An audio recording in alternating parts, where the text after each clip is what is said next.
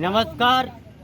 આજે આપણે જોઈ રહ્યા છે કે તિલકવાડા ચોકડી ખાતે વારંવાર આવા અકસ્માતો થતા હોય છે અને તેમાં કેટલી ગાડીઓ આવી રીતે પલટી ખાતી હોય છે અને તેમાં કેટલાકનું કહેવું એમ પણ છે કે આ જગ્યા પર આજુબાજુ આવતા બમ્પ હોવા જોઈએ કે જેના દ્વારા ગાડીઓ ધીરી પડે અને આવા બમ્પ થતું એક્સિડન્ટ થતાં અટકે।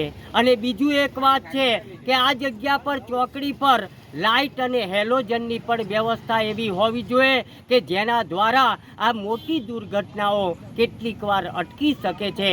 આજે આપણે જોઈએ છે કે આ આઈસર ટેમ્પો જે પલટી ખાધો છે અને એના કારણે કેટલીક વાર આજુબાજુ જે કંઈ પણ હોય તેને પણ ભારે નુકસાન અને જીવહાનિ પણ થઈ શકે છે।